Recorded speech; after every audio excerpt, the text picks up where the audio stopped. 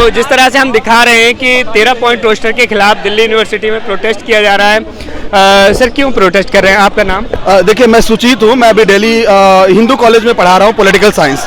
सवाल ये है, ये 13 पॉइंट रोस्टर जो है वो सीधे सीधे उच्च शिक्षा में दलितों का, पिछड़ों का, आदिवासियों का किसी भी तरीके के रिप्रेजेंटेशन को रोकता है, किसी भी तरीके की भागीदारी को, चाहे वो प्रोफेसर हो, चाहे असिस्टेंट प्रोफेसर हो, चाहे वो एसोसिएट प्रोफेसर हो। ये 13 पॉइंट रोस्टर कहता है कि विभागवार रिजर्वेशन होगा। विभागवार रोस्टर होने से एक बार में अगर 13 पोस्ट आएगा तो उसमें चौथा पोस्ट ओबीसी को, 7वां पोस्ट एससी को, 13वां पोस्ट 14वां पोस्ट एसटी को जाएगा। अब एक डिपार्टमेंट में कभी भी 14 सीट आते ही नहीं है, 13 सीट आते ही नहीं है।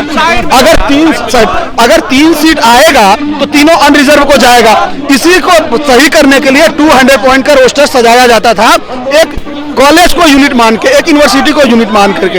अब इस रोस्टर के तहत जो अध्यादेश है, जो तरीका है, उससे न तो कभी 13 सीट आएगा, न तो कभी 7 सीट नहीं आएगा, और एससी भी जाएगा। और एसटी तो इनके ध्यान में है ही नहीं, क्योंकि 13 पे रोक दिया। 14वां सीट एसटी का होता था, इन्होंने 13 पे रोक दिया।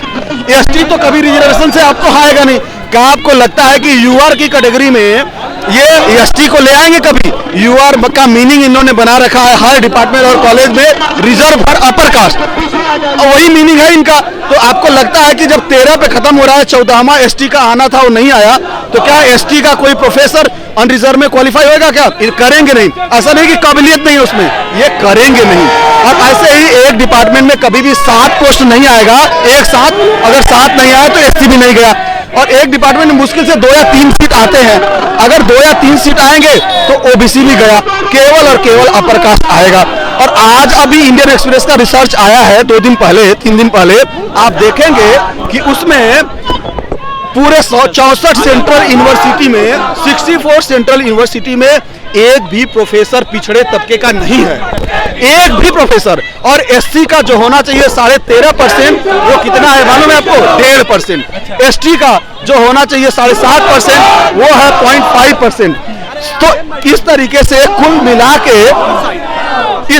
कुल मिला के एक तो न तो बैकलॉग भरा गया है, और न ही रिजर्वेशन को 27-27.5% जो 90 के बाद ओबीसी को लाया गया। हालांकि 50 के बाद ही एसटी का रिजर्वेशन था, एससी एसटी का, लेकिन ओबीसी का जो 90 के बाद लाया गया विश्वविद्यालय में, और कहा गया कि बैकलॉग के थ्रू हम भर लेंगे। न तो बैकलॉग के थ्रू भरे, न वो 27% जो रिजर्वेशन ओबीसी को मिला उसको भी ठीक ढंग से नहीं भरा गया है। अभी वो भरा ही नहीं था, तब से एक ऐसा रोस्टर लेके आए जिससे 13 पॉइंट, जिससे थोड़ी बहुत चांसेस होती थी, वो भी खत्म हो गई। हमारी लड़ाई सीधा है, हमारा डिमांड बहुत क्लियर है, जो कहता है कि आप इस पे रोस्टर पे ऑर्डिनेंस लेके आओ ये बजट सेशन में। अगर बजट, हमारी तैयारी है, हमारी एक डेलीगेट जा रही है, हर पार्लियामेंटेरियन से मिल रही है, हर मिनिस्टर से मिल रही है, ब्यूरोक्रेट से मिल रही है, और वो सोशल प्रोग्रेसिव लोग जो है उनसे हम मिल रहे हैं। हमारी तैयारी 26 जनवरी तक ये है।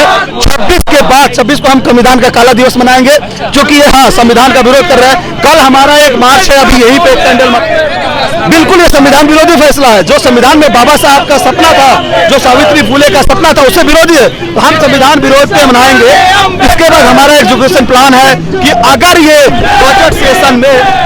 बजट सेशन में लेके आए इस पे ऑर्डिनेंस, अगर ये ऑर्डिनेंस नहीं आते तो हमारे नवयुवा साथी हैं, बहुत जोश है इसमें। मंडल से भी तगड़ा विरोध हो सकता है, और मंडल से तगड़ा भी हमारा रेजिस्टेंस होगा, जिसको आप रोक नहीं सकते, कोई भी नहीं रोक सकता, क्योंकि ये 85% पॉपुलेशन का बात है। ये हमारे हक की बात है, कोई खैरात की बात नहीं है, किसी तरीके की दया या दिलासा की बात नहीं है। ये बात दरअसल हक की बात है, हमारे वजूद की बात है। अगर अभी तक आपने चैनल को सब्सक्राइब नहीं किया है तो प्लीज सब्सक्राइब कीजिए, और ताज़ा अपडेट पाने के लिए बेल आइकन को दबाना ना भूलें।